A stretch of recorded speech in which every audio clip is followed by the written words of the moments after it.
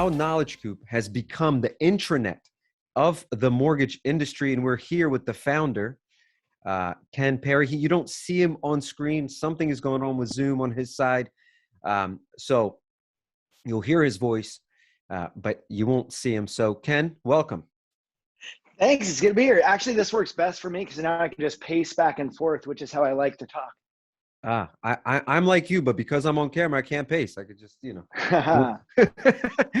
all right, let's get going. Let's get started here. My name is Alex Kushin, co-founder, CEO here at Sales Boomerang. And we got Ken Perry, who's co-founder and CEO of Knowledge Coop. We're about to have some fun. By the way, just so you two know, not just so you two know, just so about us two, we could entertain you guys for hours. Like if you literally had nothing else to do for the rest of the day, I promise you, we would come up with some hilarious things to share with you guys throughout the conversation. But we are here to talk about Knowledge Coop, my love for this company, my love for Ken and what he's been doing with this industry, his exciting story, and the way you guys know what an intranet is, right? And Ken will explain in just a second, like how Knowledge Coop has become the intranet of the mortgage industry. That's what we're about to discover. So Ken, why don't you share a little bit about yourself and your company with everyone? Oh yeah, sure. So I did. I started this back in 2003 as just a mortgage training company back then, and then developed it into a technology back in 2012. But I've been in the industry since 1998 when I got out of college. I had a communications degree, and I could bag groceries or bartend, and so I did the bartending piece. And then I got an offer to go join a mortgage company. I haven't looked back. So industry is funny. Once you get in, you really don't get out. I have friends that have gotten out 3 times and still come back. So it just kind of grabs you. But I'm not, I always say I'm in the mortgage industry. Our company just serves the mortgage industry mainly. We've got clients that aren't mortgage, but still grew up in the industry, hang out with. I mean, if you look at my Facebook friends, the majority of them are mortgage people. So I've just kind of lived here for a very long time. Yeah. And I gotta ask, okay. Because we're going to be diving into your company here in more detail. But the very first question, okay, what made you start the company? I love this story. And then I know since the day I met you, I'm like, Knowledge Coop. What the heck? Why did he name it the Coop? I'll answer both of those for you. All right, go for it. Dude, I started the company back when I was an account executive for a lender, and really I'll go back even before that. I was a loan officer in 1998, and when I first got into the business, there was zero training. And so when I got there, they were like, "Oh yeah, here's a phone and here's a computer, and here's a bunch of our old leads. Call those." And so I got to call it was called the uncontacted file, which was all the deals that nobody could actually get anybody to call them back on. So if you had a deal that went south, you just threw it into this file, and then I just kind of picked up the phone and started dialing numbers. This is before the do not call laws, so you could telemarket people. So I was just doing that for the first few months of the business. I was like, well, how do I learn? And they're like, well, I mean, just sit next to other people and they'll teach you. And so, the email we sent out about processes in the mortgage industry, that was when I first was introduced to the lack of good processes in the mortgage industry. Like we just put people out there and go, now go make a living. And I had 2 people that I could really go to when I had questions. And one of them was incredibly ethical, really amazing dude. The other guy was really fun, but I found out pretty quickly he was not always doing things on the up and up. And so he was the first guy to tell you if you hold the piece of paper next to the window, you could actually trace people's names. So I didn't follow him. I followed the other guy because I wanted to be as ethical as possible. Sound advice though, Ken. Sound advice. Oh, it was. Not ever use. That was. I'm like, dude, get a drafting board. Why are you so cheap? So I ended up doing that. And I was like, man, I don't know how to do this. So I just read guidelines, everyday read guidelines. And nobody else did. And I remember looking around at 23 years old, I'm seeing all these people around me. And I'm like, why does nobody read guidelines? Like they're confused. They kept sending loans over to underwriting and they'd get them turned down or back with too many conditions. And I'd be like, why are you not just knowing what is going to get approved before you send it in? What year is this? Remind everyone, Ken, what year is this? 1998. Okay, so 1998, everyone. Yeah, so I pretty quickly became the top producing loan officer at the company. And then I actually, my boss, Sam Hussein, pulled me aside and he goes, dude, you're bored. And I'm like, uh-huh. And he said, he goes, you're killing it for us, but I see that you have a lot more fun teaching other people. And so I want you to go do that for me. And I was like, well, what does that pay? And he goes, about half of what you're making right now. And I was like, well, that sucks. And he goes, but you'll be happier. And he's like, I promise you'll be happier. And so I got on my first flight to go open a branch and train everybody in the branch. And I was like, wait, this is what I want to do for the rest of my life. So we moved up from, that was in California, in Pleasanton. And I moved up in 2000 to take an AE job. And I'll never forget when I left, Sam said, okay, go be an AE. You'll be good at sales. You're going to get bored. And just remember, you're going to go back to training. And those words just stuck in my head. And I mean, talk about mentorship. Just the guy, here I am going off to make a bunch of money as an AE. And he's telling me, never walk away from your passion. Like, always go back to your passion. And so as an AE, I saw people, oh, dude, amazing. So I saw people just totally, as an AE, you get to drop into all these mortgage companies. And there were some I dropped into, and they are doing massive mortgage fraud. I called them piranha tanks. And so you go into these places, and it's like, these guys just don't give a rip. And then, and so what I did, instead of talking to the high producing loan officers, I wanted to go talk to everybody who didn't know what they were doing and help them get better. And so that's mainly what I did as an AE. And finally in 2003, in March, I'm like, I can't watch this anymore. Like I can't watch people commit fraud. I can't watch people give up their old jobs, get into the mortgage industry. Their family believes in them, and then they don't have the information they need to succeed. And really, training wasn't better in 2000 than it was in 98, and it wasn't better in 2003 than it was in 98. And I remember looking around the industry and going, if anybody's training people right, I don't need to start this company. But nobody was. And so I started it just because we got to give people a fighting chance at being good at their jobs, and really to preach that, like, be an expert. If you're an expert, nobody denies an expert. Like, when you know as much as you can know about this industry, and you know that you still need to know more, you'll be better than if you don't. And so I want to give people that chance. So I started it back in 03 for that. And then 12 was so I started doing video in 2010, and I didn't want to. Like, it was my content then in the industry, by the way. idea. Oh yeah. Yeah. Best content And it ever. was, well, back then it was me with a green sheet on a wall and 2 Costco or Home Depot lamps and a really cheap umbrella light. That's what I did in 2010, editing all my own stuff, using the biggest camcorder I could afford. And so that was when we launched. So I'd been doing videos for a few years, and I had said I'll never do online training. Like, I hated online training. And I remember my then business partner, Frank, we were walking went on a business trip, and we were walking down the street, and he goes, dude, you need to get into video. And I'm like, I'll never do video. And I said, I think internet training is the worst thing that anybody could ever put me through. And with my ADHD, I had seen training, and I'm like, nobody should ever have to sit in front of that and be bored to death. There's no value there. And he said, what if we could do to online training what we've done to live, which is bring humor along with deep knowledge. That's what we're known for. We bring humor, we bring deep knowledge. And he's like, what if we can do that and make people enjoy internet education? I'm like, all right, let's give it a shot. And then we freaking did it. So it was really just, when we launched the tech, it was, let's get a system that would be able to deliver that video. And that was it. Back then we had friends in Alaska that couldn't even stream the videos because we were, the technology back then for video didn't really exist like it does today. And so we were punching out videos first and then dropping them into the Knowledge Coop is a learning management system. It's an internal communication platform. It's something that you could pick up your phone, do a quick video for somebody and then assign it to them and see that they watched it. And so we launched it mainly for that reason, like give people a way that they can actually train their internal staff. Last thing, you said, why'd you call it the Knowledge Coop? Yeah. So Knowledge Coop is social learning, right? It's a way that people can teach each other. So think of social, the social media, that's Facebook and Instagram and those things. That's all social media, right? It's what it is. It's just one way. It's just one way. It's media. Yep. Yeah.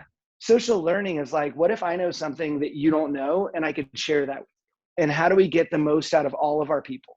And so we wanted to create something that you could kind of have a really collaborative organization all through the company, call it an intranet. And so we built it. And when we were brainstorming the name, somebody on the call said, what if we call it a co-op? Because it's kind of a co-op. And I was like, it is a co-op, but I hate that word because it makes me feel like I need to bring some grain and some cucumbers and some and trade it for other people's stuff. And so I didn't want to call it that, but I looked at the name, and my parents had just built a chicken coop at their house. And I was like, wait, and I'm like, co-op, coop. It's a coop. So it's a place that you put your team, you feed them, and you keep all of the wolves out. And so that's what it ended up being. It was the coop. But dude, when I do keynote speeches, probably 50% of the time I'm introduced as the knowledge co-op. And I'm like, stop it. But it kind of is. So, but I like how you just said that. I like how you said that. You like in a coop, in a chicken coop, in a coop, you're keeping the wolves out, which we're going to talk about in a minute, because we're going to talk about how important recruitment and retention is going into 2022, recruitment of team, recruitment of team, retention of team. So we're going to talk about that. And so that's really cool, keeping the wolves out of your coop, but keeping the information in your coop and flowing and flowing and flowing. And by the way, you guys heard Ken just a second ago say he uses humor. Guys, there's truly nobody better in this space at helping you learn something through this ability of using humor and education together in this marvelous way. I mean, look at the things, game of loans, game of American lender, license in Jeopardy. I mean, the stuff you guys come up with is just brilliant. How does this get used, by the way, just for everyone to hear this? Like, so, give me an example of like the most boring piece of compliance that people have to know, and how you took that most boring thing that people have to know and made it something fun and interesting in watching. And then I want to hear that one story where you said people were literally telling you they can't wait to learn more about compliance thanks to your video. Yeah. So we know that compliance can suck, right? People, and mainly because people teach it wrong, right? Yep. If you're watching some stupid, boring, even if it's somebody just reading you a slide, that's never going to change your behavior, right? That's going to check a box, and your compliance team's going to be like, yeah, we train on that, but did you really affect anybody? And so what we do is we take some serious topics, and then the ones you're seeing here, these are different years of our continuing education. So every year in our CE class, we do usually about a 30-minute movie that plays throughout the class. So it drops in the beginning. So Ken, give me 1 second. Let me make sure everyone hears this right before they keep. Continuing education is something everyone on your team needs to get. Everyone on this call, listen, this is important. How do you want your people to get their education? Do you want them to go to a boring place, check the box, and never remember anything that's there? Or do you want them to literally have a good time, remember the information, and then you have access to it anytime? I just want to make sure that plans. Keep going, Ken. Oh, yeah. So we did Sons of Compliance. That was our first really themed out one. And it was these ex-regulators that got mad that they couldn't bust anybody. And so they wanted to go beat up bad guys. That's my daughter actually in that picture when she was 14, when she was the thug. Her nickname was Tiny. And she would go grab guys, beat them up in coffee shops, and then throw them in the car. We drove 2 smart cars. It was pretty funny. So we just come up with like ways to make different things. American Lender was a crime drama about 2 loan officers that had to keep, the regulator said if they wanted to keep their license, they had to solve this crime to prove they didn't commit fraud. Game of Loans was, of course, based on Game of Thrones. And it was these 2 loan officers, same loan officers. We used 2 guys, Matt Ellerding and Ryan Hills are our 2 characters that have been with us for many years, and they're loan officers. But those guys come out and film with us. So Game of Loans, one of them had left the kingdom and had taken all the borrower data with them. And so we had like all these scrolls with all the borrower data. And yeah, so, I mean, we talk about cybersecurity by teaching it that way, because then it'll stick, right? When we can make you laugh. At License in Jeopardy was probably the toughest one for us to do because it was during COVID. So we couldn't film it with a big crew. And so it took a lot more work, and our team worked really hard on that. But that was a Jeopardy style game show. And that's actually this year's CE. So that's what we're selling right now. And then we just filmed next year's Western theme. But to answer your question that you're asking, the one of the great example of that. So RESPA is something we keep trying to teach people, and it's actually simpler than it needs to be, or than it's made into. And so RESPA is simpler than it. Can anyone believe? Super simple. Keep going. It's crazy. It is. So we were like, how do we teach RESPA? And what we did is we actually have 2 seasons of this now. It's called Will It RESPA. And what we do is we bring in our newest employees. So we've done it now to 2 people. Sawyer had it the first time around, and then we just brought Robert into this year. And what you basically have to do is we ask them RESPA questions, even though they know nothing about RESPA. And if they answer the question right, they get a good ingredient in a blender. And if they answer it wrong, they get like clam juice or pickle juice or sriracha. Oh, We get to pick. And then we make a shake. And at the end of the quiz, they have to drink the shake. So it's super, like, we get a lot of great reviews on that one just because people love watching it. But also, you're like, when we're asking Robert the question, loan officers are hearing it and going, oh, I know what the answer is. I know what the answer is. Get it right. And so they're, or I don't know what it is. I would have gotten a bad ingredient. It just lets them learn better than, I can read them RESPA, but who wants to do that? no, nobody. That's why nobody does it. So check this out. Everyone listening, look, there is a show, a TV show that proved out many, many, many years ago that this is the way people they were talking to little people called kids like to learn. Okay. The Sesame Street has made a living on helping kids learn through playful education, cartoons, storytelling. And guess what? It works. It works beautifully. And Oh yeah. kids love it. It's not just it works. It's actually something kids look forward to. Can anyone on this call truly say that you could talk to someone on your team and say, hey, we're going to do a day of RESPA and learning about RESPA, and every single person would rush to take a seat and could not wait for it to happen? The answer is no. It will never happen. It's not happening. They don't want to do it. They want to avoid you. They want to leave. The minute you say that, they want to start shopping around for another lender to work for because, like, how dare you make me learn something that I have to learn? But guess what?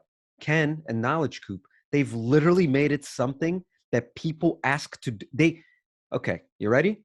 Please put into chat. Please put into chat if you've ever heard somebody say, hey, I want to learn more about compliance. When do we get to do that again? Yeah, that chat's going to stay empty, guys.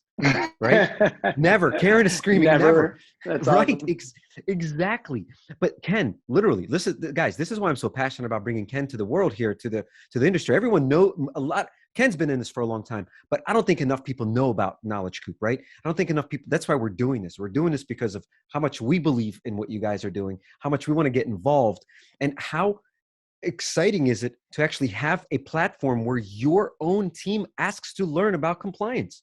Ken, like, isn't this true? Don't people literally ask, when is the next lesson? Yeah, it's what we want. So and a lot of the stuff that we do is based around compliance. We have other stuff, but that's like our niche is compliance. And what I always ask compliance officers is, when you assign a training and it's not ours, what's the response you get from loan officers? And they're like, oh, well, their first thought is, oh gosh, another training. And we're like, all right, now try us and then let us know what you get back.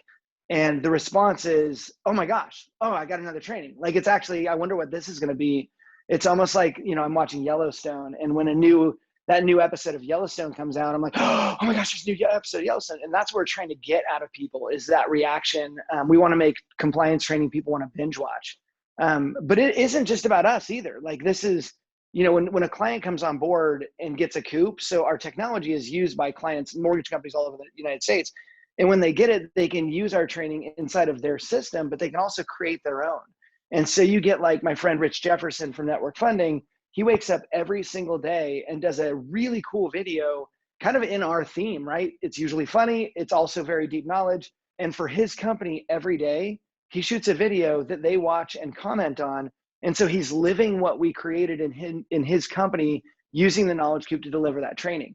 And so we talk about broken systems in mortgage companies and how do we get our processes back. The only way you're going to get uniformity is if you increase your collaboration and increase your communication.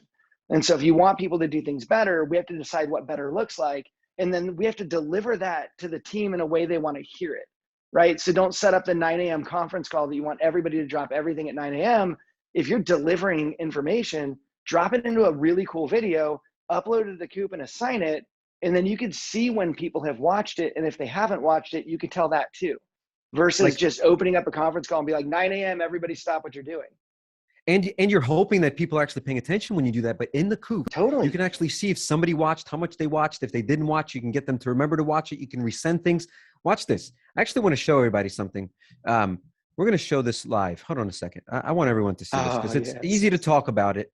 Easy to talk about it. Let me reshare my screen this time to share the sound, because I didn't share the sound the last time. Look at this.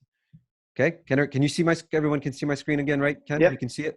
Okay. Yep. This is what we're talking about. When we're talking about Knowledge Coop makes it binge worthy. Compliance binge worthy. It sounds like a contradiction even coming out of my mouth. I don't even know how it's happening. But here's how they do it. This is the beauty. Watch this.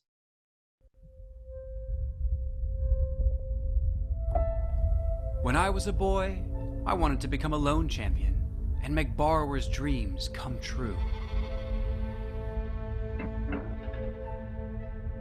But that job turned out to be a lot harder than I thought.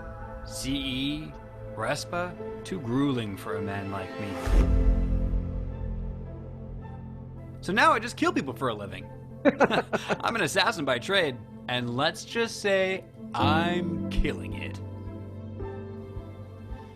In a land where lenders wage war, loan champions battle for business, and borrowers are just scraping by, I'm just another piece in the game. The game of loans.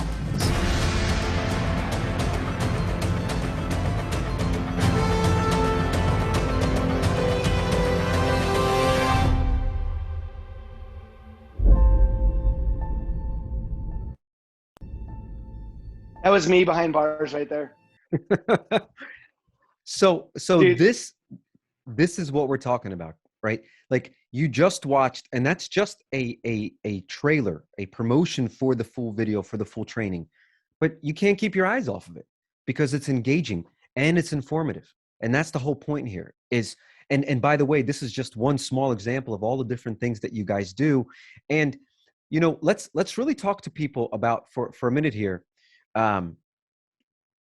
We'll get to this question. Let's stop here for a second.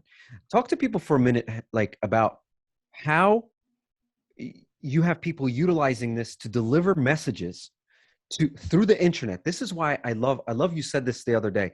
You're delivering things through this intranet to your internal team, keeping your team focused on what's important inside and keeping them from being distracted from what's happening on the outside, from people who might be sharing a completely different lesson that is not relevant or useful for your internal team, meaning they're being diluted by messages outside of your company, and you want them to focus on what's happening inside the organization. So talk to us about that for just a minute, about how people are using this to make sure that they're keeping the narrative that's relevant to you, to the company, and not being distracted by what's happening outside. Yeah, so there's two ways I would describe this, or two examples of this. One thing that every mortgage company has to be concerned about is loan officers jumping on Facebook, jumping on Clubhouse, which kind of came and went pretty fast. But if they jump on Facebook and go, hey, do you guys know how I do this? You know, I've seen a million times in these Facebook groups, somebody asks a compliance question and the answer comes back not just wrong, but actually the answer will get you thrown in jail. So they're like, oh yeah, you could totally do that. I do it all the time. And it's like, all these people asking questions in these public forums, you're not going to get always the best information if it's not at all, you know, managed by a compliance platform or a compliance company. You're just not going to get that. And so you have the risk of people doing things wrong. And then the second thing is, and this is the big one, I'm going to throw this guy's name out there just for fun. There's a dude who's a friend of mine named Patrick Palmer. Really amazing guy. I've known him for a long time. And so we tell our Coops, hey, go out there, make sure that you get videos so people can know what their leadership's thinking. Like if I want to follow my company, I need to know what they're thinking. And so take a 1,000-person company that doesn't know their management team and doesn't get any leadership guidance from their management.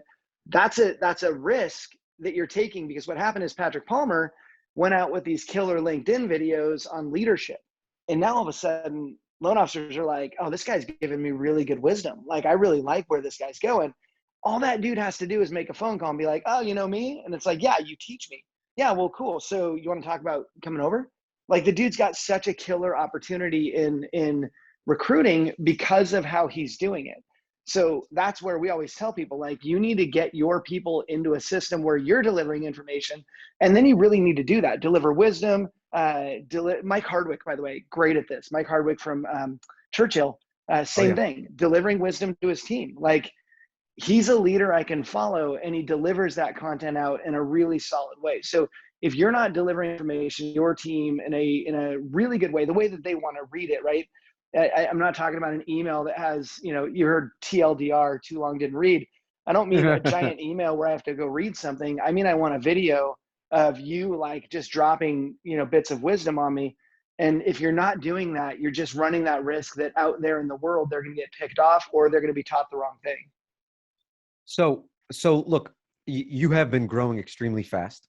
Okay. And Yeah. you're having a lot of people understand the value. Can you talk about for a minute, like, what are all the ways that people are using the Knowledge Coop right now? And like, where do you see these organizations capitalizing the most? And of course, the users, the loan officers, the teams of these organizations, how are they benefiting? Can you share that? Yeah. First, I'll speak to the growth. It has been, we went from 8 people to just like 40 or so people in a year. And it's just been rapid growth. And last night we did a happy hour. We had our new salesperson in town and went out for happy hour. And I looked around the room and almost started crying. So I'm like, these are just, everybody's so happy and they're all friends. And like, we created this cool environment. It's just awesome. And so but the growth has not been easy. We've grown into a company that I'm taking really good, I journal. And so I've been journaling all of it so that it turns into a really cool keynote speech someday on how to grow a company. But the technology was always there. The thing was, people just started realizing we exist. So we have never, historically, we've never done a lot with marketing. We've never done a lot with, we've had, I think, 2 salespeople max in our history. And so it was just, we finally decided to tell some people who we are and went out and did that. And then the other thing is, during the pandemic, people realized the Coop is the way that they could actually stay connected. And one of our best leads is when somebody leaves their company. We have one friend who's on her 3rd Coop. She actually has launched 3 Coops because she launches it and then she has left for one reason or another. And when she goes to a new company, they get a new Coop too. So once you know it and you see it and you feel it, of course you want more of it. And that's how we typically get business. Is just, we've always been the best kept secret in the mortgage industry. So, yeah. But the way they're here I using am letting it out of the bag. I love it, dude. It's awesome. So they're using us for, we have this really cool technology where we upload once and it gets cloned out to all of our Coops. So if somebody is a client and we shoot a video, they get access to it immediately.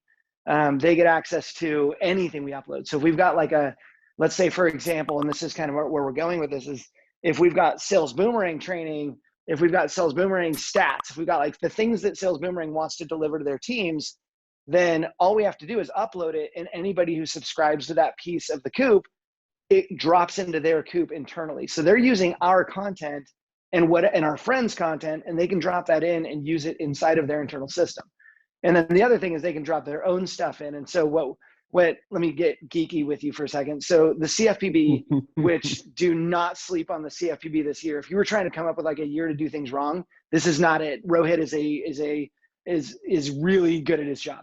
And so the CFPB delivered this examination manual saying, when we come into your company, we are going to examine you using this manual. And so when I saw that back in 2010 or 11, I was like, oh my gosh, like we should definitely help people get to where they're, when they get an exam, it's not a bad thing. Well, when you read it, it's like, you need to teach people about this law, but then the implementation of this law within your company. And so what we do is we do all the training on that law, and then our clients can basically add a video, add a policy to that series of training and assign it out. So they're getting our great content with the bits and pieces they need to survive an exam, and then sending that out. So most of our clients are using all of our compliance training, and then they're using their own, or they're taking advantage of that opportunity to drop in, hey, at our company, this is how we do things. And by the way, with the way fair lending's going, any client of ours, like we're telling everybody, drop as much fair lending training in as possible, because that's the big focus right now for the CFPB, HUD, Take note, everyone. Freddie Mac. Like it's everybody's looking at fair lending. Take note. And so the I'm question hearing it everywhere, Ken. Just so you know. Oh, dude, it's huge. Every conference I go to, somebody's mentioning it. Everything. It's everywhere. Yeah. And by the way, that's how you'd use it. So in the mortgage industry, people want to do good things, right? Like we go to Guatemala. I've gone, I think, 8 times over the last 5 years. And when I go, I just go, who wants to go with me? And that's how we get people to go. And people want to do it. Like people want to get involved. And those who don't go, there's been people who've just funded the trip. People want to do really amazing things for people. We need to give them the opportunity to do that. And right now, if I'm using internal technology like Knowledge Coop, I'm gonna create a little group in there and go, hey, I want to go serve in an area that is not getting, lenders won't go there, or appraisers have bashed that area and appraisals are coming in low. How can we serve that area? What do they need? And going and meeting with community leaders and saying, hey, what is it we can do to help? Like, we don't want to go in and like tell you what you need. We want to go in and find out what you need. But I bet if there's an area with low home ownership, we can collaborate in a system, schedule some time and go out and serve in that area, and maybe teach some home buyer classes or whatever. But like, those things are great. And if you have track of that in the Coop, like, you could be like, oh, regulators, sit down. Let me show you all the conversations we have in here about fair lending, or about it's not even about fair lending. It's about serving in underserved areas. Yeah. It's like, look, so everyone listening, just think about this. Right now, when you have people collaborating on social media or sharing things on social media and wanting to do good, now you have that same ability inside your own company. And imagine the power where something gets passed, okay? Everyone else is going to stumble into it at some point, probably have to pay some fees and fines. But your team not only is up to date with it, not only can you tell that they watched the video they were supposed to watch and it's super fun to watch, but then your team can start taking action with borrowers right away and be supported by your own team internally for doing those things, right? It's that recognition, the communication, the sharing, this entire environment of social, right? But you're doing it inside your own walls for your own teams, not letting them get distracted, but offering super value to the people who are, paying the bills, which are the borrowers, right? Let's also talk about like the time, right? Like one of the things you guys have done is the ability to save time in finding valuable information. Can you speak to that? Yeah. So mortgage industry processes are funny. I just spoke at the Texas Mortgage Bankers last week on communication, and I was asking, I was actually moderating a conversation with the audience, right? And I'm like, how many of you have? I said, who's got the most emails in here? And somebody had like 23,000 emails in their inbox. I think I was close to that. And so we started talking about processes the mortgage industry has come up with to do things differently, which, as you know, Alex, mortgage industry is not very tech forward, right? There's opportunity here for technology. And so I'm like, well, how do you guys do like underwriter scenarios? Because one of the biggest risks in mortgage is underwriter shopping. Loan officer calls an underwriter, hey, Jenny, would you do this? Nope. Okay, well, then I'm going to call Tina, or I'm going to call Bob. And they basically shop the same deal to that many underwriters. And that wastes everybody's time.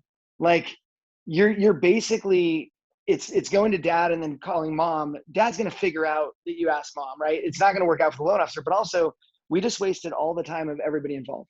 And so what we do in the Knowledge Coop is you would ask a question, it goes into a scenario desk, and then it's answered in a social environment so that the next person who asks that same question is going to get that same answer.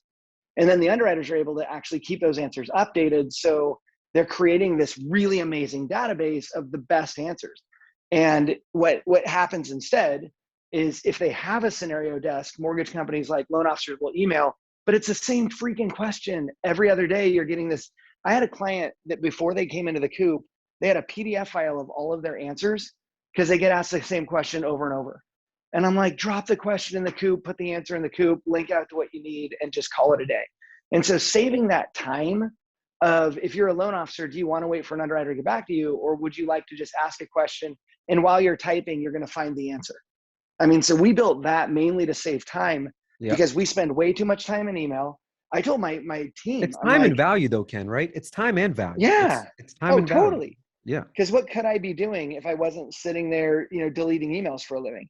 Right. I just told my team, I'm like, my favorite thing about the Coop is if I want to connect with my team, my company, I just go in the Coop. Like, that's where I could get information versus having to, run through my email and figure everything out.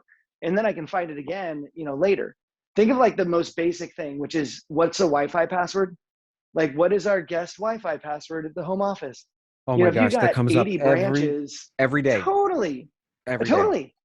If you have 80 branches, the branch in St. Louis, Missouri goes, hey, do you guys know the Wi-Fi password? And then somebody in Florida on email, if you do this by email, so from Florida is like, here's what we use. And now you've just wasted everybody's time. And now you've got loan officers who aren't doing loans. Instead, they're sitting back, participating in this back and forth email, clogging everybody's inbox. And so what we do is I just type in Wi-Fi. I do it in my office. Type in Wi-Fi. It's going to pop up. It's a quick search. Pops up and says, what's Wi-Fi? Click on it. There's the Wi-Fi. And then the cool thing is when we change the Wi-Fi, we just change the answer. So you're creating this wiki basically of, all the answers that you can then keep updated. And it's just amazing. So saving time, because we don't realize, especially for loan officers. And again, my ADHD, if I go to an email, it's going to be a long time before I get back to whatever I was doing, because I'll get to an email and it'll be like ESPN. I'm like, oh, is there a Blazers game on tonight? And then I'll go over there and then I'll be like, I haven't read Blazers Edge in a while. And then I'll go there and I'm like, oh, what college does that guy go to? And I'll go there and then it's just, I'm gone forever. And so we want to keep people right in where they're getting. But Ken, you're the only one at, in the country with ADHD. Nobody else has it. There's no way. You're the only case out there. Nobody goes down. I know. I'm finding there's a lot of us. Yeah. I'm sure you're going to run into a lot of them in Vegas soon. I know, totally. Yeah, these are my people. That's right. You're right at home. So look, this is why I wanted to bring this slide up and this conversation up. Is it's about time, it's about value, right? It's about creating this confidence, right? This level of confidence to know, as a loan officer or as a processor or somebody on my team, it doesn't matter. Let's not only talk about loan officers, right? It's important, but let's make sure that everyone understands the value here. Confidence is this irreplaceable, priceless thing that you get, and you want it all over your company. And confidence comes from knowing that I can go to a place and find what I'm looking for, or it is delivered to me with ease and accuracy. And I know it's the best answer that's been given to date, right? It's not, hey, that's what Alex said, but is Alex always right about these things? No, let's double check with somebody else. But no, here in the Coop, it's always right, and it's stored and it's documented, it's cataloged, it's easy to find. Besides all the training and everything else, there's all of this extra things, which is this content that can be discovered and found.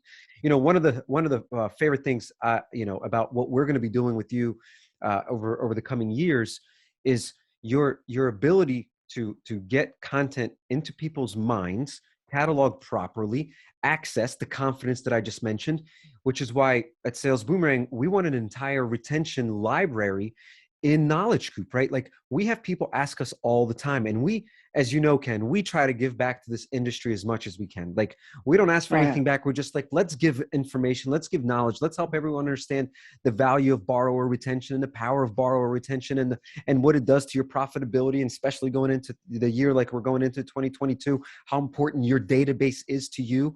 Well, we can't train everyone every day, everywhere. But if we can get a great set of videos and explanations using your philosophies, your process into the Coop, we're so fired up about that, because everyone that uses the Coop can then have access to the best in class retention strategies and profitability strategies and database hygiene strategies. Like, how do we do that on our own? We can't. We need a partner like Knowledge Coop to do it right, to do it in a sticky kind of way, because people can put out content, but not all content is created equal, and not all content is brought to people like you do, using not just humor, but you have a psychology to this. You're making things stick. And that's one of the coolest things. So everyone listening, one of the best things is the way that the information is delivered through the Coop. It's sticky, like it's interesting, right? It's so good.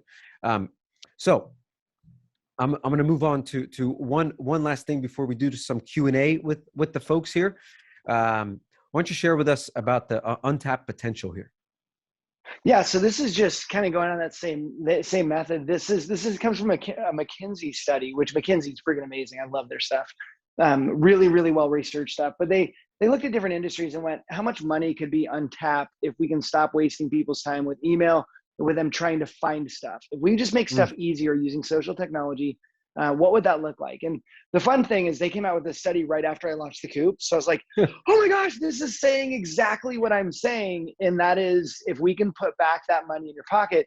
And we always tell people when we're talking to potential clients, we're like, what do you think you pay an underwriter an hour? Like, take your hourly for an underwriter. How many hours do you think they waste, answering these emails, trying to find an email? How much time do you think loan officers are wasting trying to find a guideline or find an email?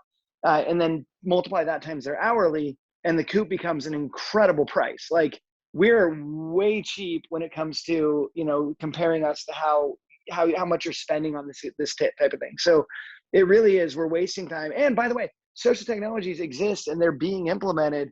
The mortgage industry just, hasn't totally grabbed onto them.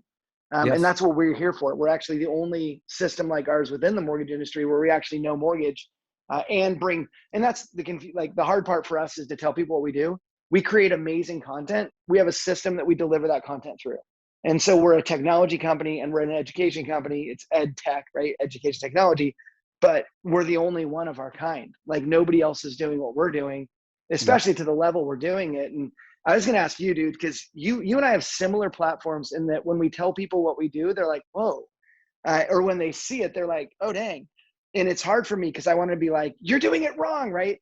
When my son started with a mortgage company, he works in mortgage now, and he showed me his compliance training. And I was like infuriated to another level because I'm like, this company's abusing my son. Like, I consider it abuse to make somebody sit through something that you would hate to sit through yourself. But then how do you dial that back, Alex, when you're talking to clients and you're like, how much money they can make if they use Sales Boomerang?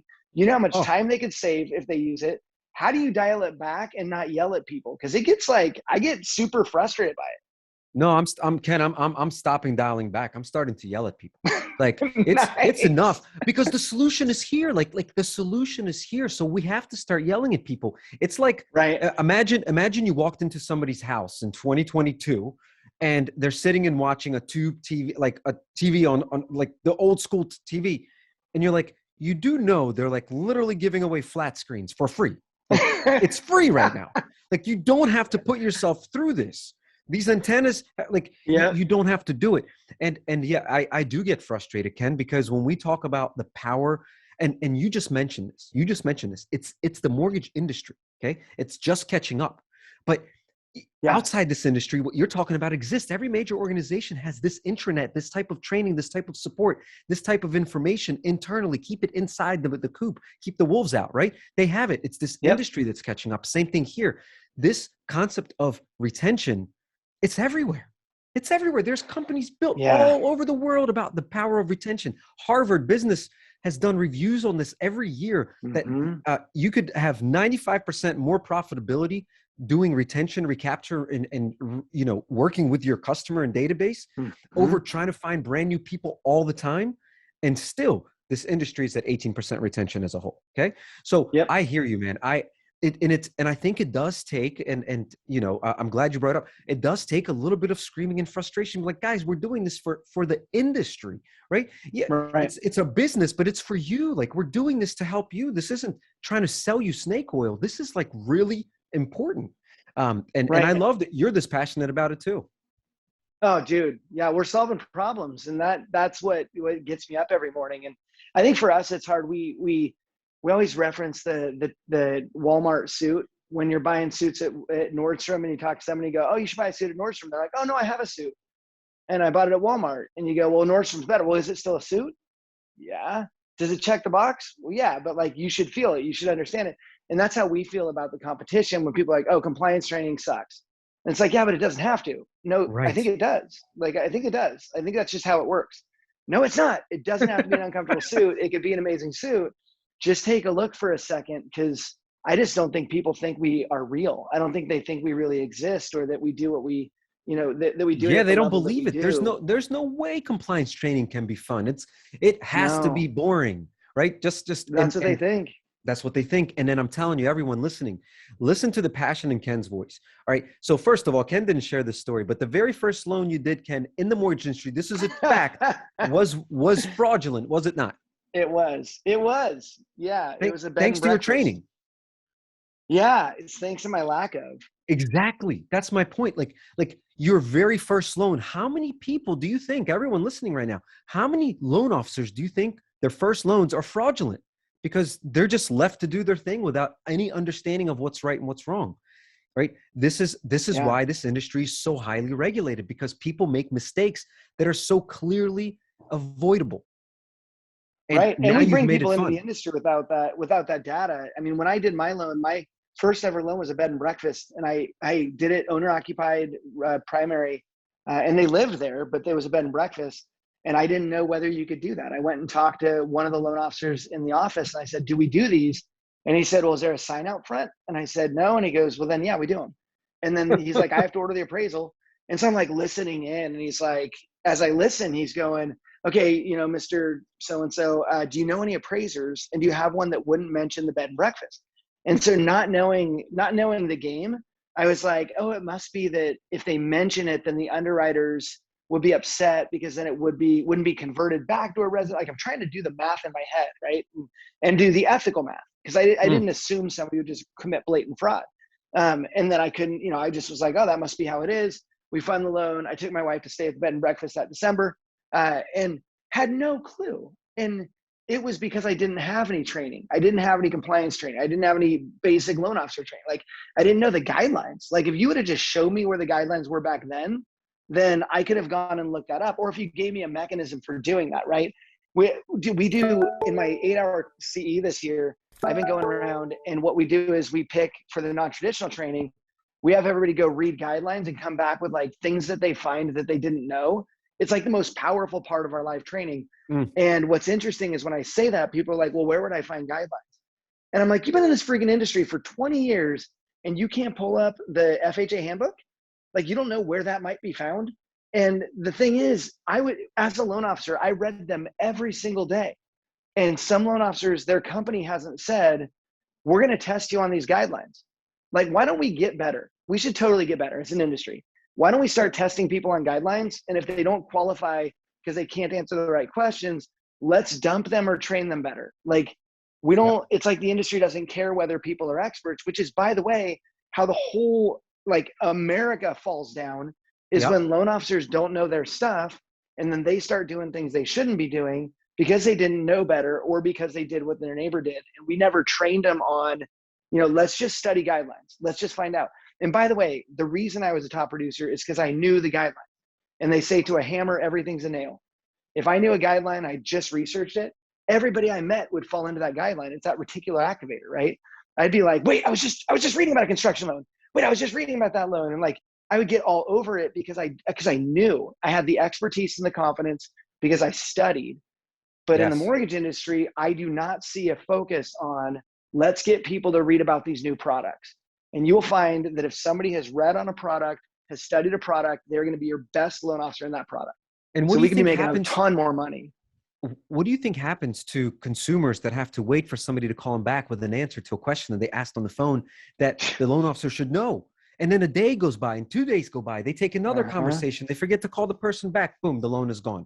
Right? www.quickenloans.com. There you go. Yeah. They're Googling. They're Googling. That's what they're doing. Lower rates. All day long. They're sitting there Googling. Yeah. Yes. Your teams should know these things, should be able to guide. That's why they're advisors, right? They're advisors, right? We're gonna put a end to the word officers, loan officers, and originators. They're all advisors, and you're helping people become confident advisors. We won't let that cat out of the bag yet, Ken. We won't let them know what we're gonna do, but we're gonna do something special. So look, I know we have about 8 minutes left. I want to ask the audience for questions, any ideas, questions, experiences with Knowledge Coop. Is anyone on that wants to, ask a question or share an experience, or anything you guys want to understand a little bit better about the Knowledge Coop? Throw it in here now, so we can get into some of those Q&A things. And if you guys don't throw any questions up, we're going to keep going. I do have another question for Ken, but I want to see if the audience has anything they'd like to ask.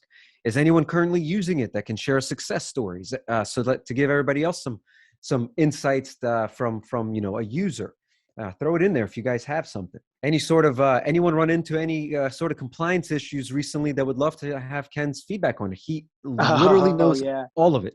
Ask him a compliance question. Go ahead. Here we go. We got some questions. Here we go. We got some stuff coming. Tell us about your in-house production team. Okay, we can do that. Let me see what else, just to see. There was another one. And add games to your platform. Recently, I attended a compliance training with Clue board game theme. We teamed up to solve clues to locate parts of the mortgage loan and solve compliance errors. Cool. So, Karen, was that on your platform, Ken? That happened, or is that something else? I don't know if we did a Clue game. I know we've got games in our pre-licensing. We do pre-licensing education. I know we've got games built into that. That is super fun, and I love that. We do a lot of like in our pre-licensing class, we'll put people on projects and they come back and we brainstorm them together. So they've got to go find things and then upload those things in the Coop. And then we do Jeopardy in the live class as well for our live CE. And I do want to address that in-house production team. Yep. We have the most amazing in-house production team ever. Like, these guys are ridiculous. And I shouldn't say attest to that. These men and women are ridiculous. Their brains and their art is just, it is like nothing I've ever seen. Where an idea comes in, it gets brainstormed. I just walked in on one of their brainstorming sessions the other day. It was super fun. But yeah, they brainstorm the ideas, they write the script, they do if we're doing a big production, they're going out and getting costumes that would be good. And of course they're staying under budget, which our finance person's very keen on making sure everybody stays under budget. But yeah, we've got a budget for things. They go out and do it within budget. They come out with like the most amazing concepts and then they build it. So like every week, you guys can actually just track on Facebook. Every week at the Knowledge Coop Facebook page, we're dropping a video in like 3 minutes, and it's usually it's every week or every other week. And we usually have throw it in chat, Ken. Throw your stuff. Throw the Facebook link in chat real quick. Let everybody see it. Because they are, guys. They really are an amazing. I've seen it myself. I've experienced it. I've worked with your team. It really is a special group. And so while you're throwing that into chat, in 30 seconds, 90 seconds, any major projects, anything cool you're working on for 2022 that people should hear about and should get excited about, and then we'll show them how to get in touch with you. Yeah, we're actually opening up a public-facing Coop. So we have, up until now, it's been a big time. If your company has one, you can use the Coop. But if your company doesn't have one, or if you're too small, you can't. And so what we did is we went in and decided that we were going to make a public-facing Coop that will be free for everybody to jump into, grab information, ask questions, do all that, get some of our content in there. We'll be releasing content like we do now. And then we've got a premium version where it includes all your CE for every state. It includes all the content, training videos that we do, all of the compliance content, all of the, like, basically everything, as well as access to some pretty cool groups. So we're launching that in 2022. And it's going to be, there's a huge lift. The team has been working their butts off for over a year at this, trying to get it to be just right. And so when we launch it, we'll do a big announcement. And basically, we will be where the industry goes to learn, grow, and win. Will be the Knowledge Coop. And it'll just be packed with people with tons of great content, and basically pulling people out of the other places that they're out there communicating and putting them in one place so that they get all the real information in one spot. That's awesome, man. That's fantastic. That's, again, selfless. That's, you've seen me speak to a lot of tech founders, people who run technology companies who work with us. We are aligned with those that are selfless. Ken and the Knowledge Coop, completely selfless, always wanting to give back. This project of making this public is a selfless act to give back and to share what's possible and to put great people together. So Ken and everyone at the Knowledge Coop, we love you guys. You guys are doing some amazing things. We can't wait to see an entire series of sales boomerang, retention and profitability strategies go into the Coop. I appreciate your time. It sucks that the camera wasn't working, but that's probably because you're at the roulette table playing right now. Listen, everyone, we appreciate you joining. We hope this was something valuable for you. Please go to knowledgecoop.com, check it out, look into it, watch their videos. I promise you, if you share some of those examples, those videos, those trailers with your team, right? Not even the full training, show them the trailer of what they're going to learn through this CE or just things about compliance. They will literally say, please get that so I can watch the whole thing. It's like watching a trailer for a good movie, not actually seeing the movie. You go nuts. So you will love it. So please go check out Ken and the Knowledge Coop and the team there.